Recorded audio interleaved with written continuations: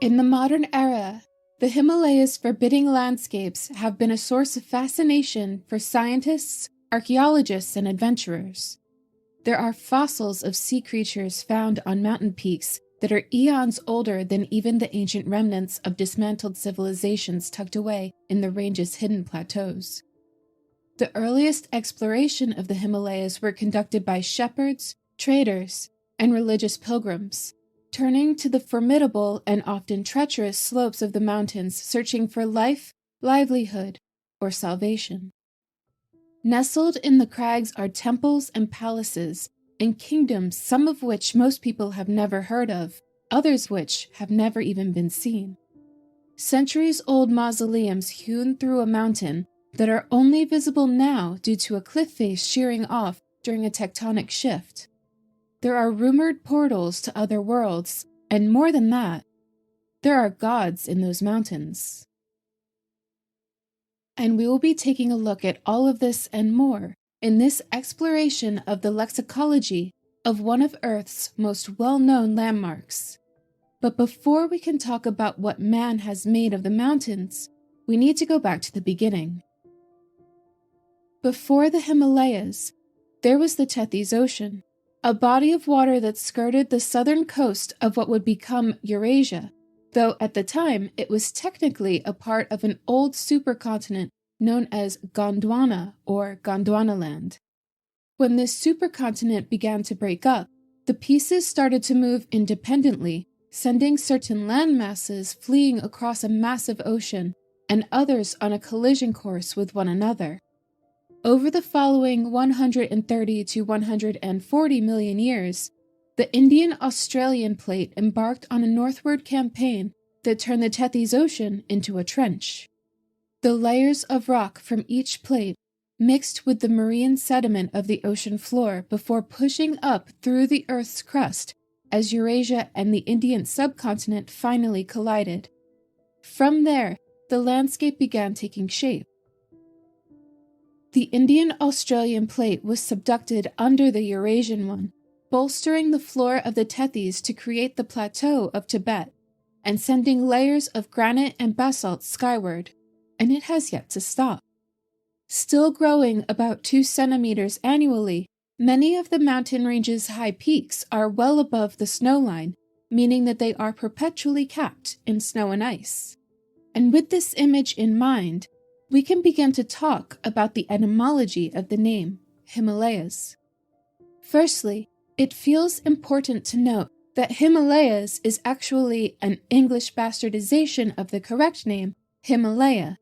This confusion occurred because Himalaya itself is already pluralized in its mother language of Sanskrit. However, for English speakers, pluralization is usually indicated by use of the letters S or ES, which makes Himalaya sound distinctly unpluralized in English. And since Himalaya refers to many mountains, not just one, English speakers tend to add the extra S without thinking about it.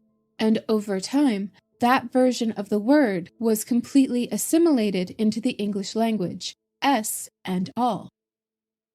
Although many English-speaking scholars on the subject opt to use the authentic spelling, in order to highlight the adaptation, I decided to cover the lexicology of the anglicized spelling of the word, despite the original spelling being so similar and easily recognizable. But no matter the pronunciation, the meaning behind the word remains the same, an homage to the imposing image of sky-high mountains cutting across the landscape. And indeed, the forever frost-tipped peaks running the length of the range hint at the etymology of its name, a Sanskrit word meaning abode of snow. This can be broken down into 2 parts. Hima, meaning snow, which comes from the Proto-Indo-European kimo, derived from the root kim, meaning winter. Interestingly, Himalaya shares this root with the mythical creature known as Chimera, though the cryptid more commonly associated with the mountains would be the infamous Yeti, also referred to as the abominable snowman, said to inhabit the mountaintops above the snowline. The second half of the word comes from alaya, which means abode or house of, This is derived from leate, the word used to describe something that sticks or stays, from the pie, slay, meaning sticky. As a side note, this term also serves as the root for the word lime in reference to limestone, which interestingly has a completely separate etymology from that of the lime fruit. The lime related to our word Himalayas is commonly used as mortars, plasters, and cements sticking to and or holding things together, a very direct reference to its ancestor, our PIE term slay. Another fascinating, if coincidental, connection between lime and the Himalayas is that limestone is primarily formed from calcium carbonate, which is often composed of skeletons of marine microorganisms and coral, just like those found fossilized on the Himalayan mountain peaks. But let's get back to the task at hand. More than just an abode of snow, many glaciers have been formed up in the mountains, which help feed local river systems. Sacred in Hinduism, the Ganges River begins with the Bhagirathi River headstream, which first emerges from a cave at the base of the Himalayan glacier, Gangotri. This glacier has long been a pilgrimage site for those of the Hindu religion looking to pray and show reverence. Its waters are thought to wash away sin and ensure eternal happiness. Yet it is no longer believed to be the actual source of the river's water, which is now thought to originate from a different glacier, Gomukh, about 13 miles southeast of Gangotri. Ganges itself is derived from the name of the Hindu goddess Ganga, who is said to have flowed down from heaven to earth in order to provide people with life-giving water. There are several versions of this tale, one of which sees the goddess pouring out through a hole pierced in the universe by the toe of Lord Vishnu, a Hindu god known as the preserver or sustainer of life. Another version has her waters coursing down to earth in a raging river, intent on causing chaos and destruction, until the god Lord Shiva caught Ganga in the mats of his hair, slowing her course so she could safely descend to earth. The river allowed for agriculture and society to thrive along its banks, so it is of little wonder that it is so revered. Its waters are thought to bring absolution, contentment, and even offer passage to heaven when the ashes of the deceased are cast into its currents. But there are other paths to eternal happiness that are said to lie in the mountains. The mythic Shangri-La first came into being in the 1933 novel Lost Horizon by James Hilton, where survivors of a plane crash in the mountains of Tibet find themselves guided towards a small kingdom hidden between the crags. They walked in from an icy storm to find a paradise, lush and warm, and an enlightened society that existed in complete harmony. But Shangri-La is not a total fabrication, at least not by Hilton. The author based his utopian society on one that already existed in the Buddhist lore of the Himalayas, a place referred to as Shambhala. Shambhala is derived from Sanskrit and is believed to mean place of tranquility. It is said that this paradise holds a catalogue of all the wisdom of the human race, and it is conserved there, kept at hand for such a time when mankind descends into darkness. Those who find this utopia find eternal life, enlightenment, and peace. But only the most deserving are ever allowed admittance, those who have reached enlightenment and bear no ill karma. Due to there being no physical traces of this kingdom, and no reliable location on maps, either contemporary or in antiquity, it has been proposed that the society does not exist in our world, but rather in another that can be reached through a portal located in the mountains. Because of this, there is much debate about the existence of Shambhala, where to find it, or even if it can be found at all. Of this, the Dalai Lama has said, "Nowadays, no one knows where Shambhala is. Although it is said to exist, people cannot see it or communicate with it in an ordinary way. Some people say it is located in another world, others that it is an ideal land, a place of imagination. Some say it was a real place, which cannot now be found. Some believe there are openings into that world which may be accessed from this one. Whatever the truth of that, the search for Shambhala traditionally begins as an outer journey that becomes a journey of inner exploration and discovery. But Shambhala is only one of the high-altitude oases rumored to be found in the mountains. It is one of many supposed hidden paradises known as Bayul, a Tibetan word for sanctuary. Often depicted as lush green valleys and thought to be places where the physical world and the world of the spirits overlap, Bayuls are believed to be hidden away, unreachable until such a time that they are needed as a refuge against an unsafe world. As with Shambhala, Bayul cannot be entered by all. Only those of the Buddhist religion who are pure of heart with no ill karma may enter, and only at the right time. It is believed that to attempt to enter a Bayul otherwise will likely result in death. One such account involves a lama embarking on a journey with 300 followers in search of a specific Bayul called Demoshang. It seems as though they may have actually found the gateway to the mythic sanctuary. However, as they made their way towards the entrance, an avalanche crashed down on the party, killing most of its members, including the lama.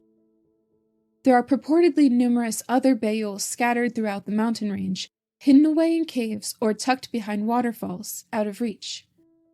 There are a rare few of these Bayuls that have so far been discovered, and there is one that much of the world would be familiar with, although most don't seem to realize. Even those who stand on its ground seem unaware that they are standing in one of these sacred spaces of legend, the Khumbu Bayul, the base camp of Mount Everest. The Khumbu Valley was first discovered by the Sherpa people who were seeking refuge among the political unrest in Tibet. Led by a lama, the group hiked through the formidable Nangpa La Pass before heading southwest towards Mount Everest, where they entered one of these sacred hidden valleys of fertile soil and temperate weather.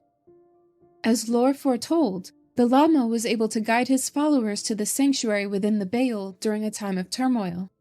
It is from this long trek from the Tibetan plateau to the Himalayan foothills of Nepal that the name Sherpa is derived, coming from the Tibetan shar meaning east and pa meaning people. It is here in the Khumbu Valley that they settled and built their community. Although Sherpas are commonly known for their expertise in mountaineering, initially they built their society on the back of trading goods, herding, and farming. It was not until the 20th century that they began attempts to summit the region's mountains in earnest, likely due to the belief that the mountain peaks were home to gods. Interestingly, the first person rumored to have scaled Mount Everest was said to be a legendary Buddhist mystic of great power, who also happens to be the original creator of these hidden Bayuls all throughout the Himalayas. Padmasambhava, meaning lotus-born in Sanskrit, also known as Guru Rinpoche or Precious Master, was an 8th century Buddhist master credited with bringing Tantric Buddhism to Tibet, and there is a lot of mythology surrounding this figure. As the story goes, Padmasambhava summited the world's tallest mountain in a chair made of pure gold, riding to the top on a beam of sunlight. In addition to being the first to reach the top of Mount Everest, he is also said to be one of the founding fathers of Tibetan Buddhism. Prior to the introduction of Buddhism, the people of the Tibetan Plateau practiced an ancient shamanistic religion known as Bon, believed to be indigenous to the area. As a side note, the aforementioned Shambhala is likely derived from the lore of this earlier belief system. According to legend, at the request of the Nepalese emperor Trisong Detsen, Padmasambhava and fellow guru Shantarakshita set out to build the first monastery and bring Buddhism to the people. However, there were setbacks with construction, natural disasters such as flooding and ill-fated lightning strikes that were believed to be the work of demons or potentially the Bon gods, which upturned the conversion process. Yet these misfortunes were hardly insurmountable for Padmasambhava, who was known for his ability to tame demons. In fact, one of his battles with a demon local to the Mustang region was said to have resulted in the bright reds, yellows, and blacks that color the walls and vibrant landscapes of the area, as Padmasambhava sliced into the demon, flinging the vibrant viscera of it into the surrounding scenery. It is there that we can find what is believed to be the first Tibetan Buddhist temple to be built in the kingdom, and according to local legend, the heart of this demoness is said to have been pinned down for all these years underneath this temple, hidden away in an isolated canyon. From a different valley within the Mustang region, there are curiously placed holes dug into the side of a mountain, dozens and hundreds of feet up from the valley floor. They appear almost like windows carved to let light into the mountain, but in actuality, they were never meant to see the light of day at all. Although these openings allow entry into chambers carved within the mountain, it seems odd for them to be placed so high up that they are incredibly dangerous to get to, if not out of reach altogether. Upon investigation, it seems that what initially appeared to be entrance points were not actually intended to be used as such. Instead, what archaeologists found was a vast cave system carved all the way through the guts of the mountain. In fact, not only were there multiple chambers and walkways, but multiple levels as well. These cave colonies can range from 2 stories to 10, including rooms such as kitchens, granaries, storage rooms, and they often featured a level on top that was used for monastic purposes. These were more than cave dwellings. They were almost like skyscrapers. One of the complexes found was functioning as a mausoleum, full of artifacts such as masks, cups, flour, and of course coffins, as well as the bones of sacrificial animals. But some of the artifacts hint at a connection between the Mustang region and the Silk Road. Masks whose design can be correlated to similar pieces found in India, beads that can be traced back to modern-day Pakistan, Iran, and Southeast Asia, and a piece of Chinese silk, all indicate an association between this area of Nepal and the Silk Road trade route that connected the east to the west. And it's odd to think that these caves and the treasures hidden inside of them would have likely never been discovered if it weren't for an earthquake that occurred, causing the cliff to break off from the side of the mountain, revealing these so-called windows. The Himalayas and the areas surrounding them are still seismically active. The plates are still moving, still butting against each other, still pushing the mountaintops higher, destroying the quiet places that humans decided were sacred, and leaving new lore in their wake. Thank you so much for listening all the way through if you did. Please leave a like if you would like to hear more episodes. Also feel free to leave a comment if there are any other words you would like to see covered in the future.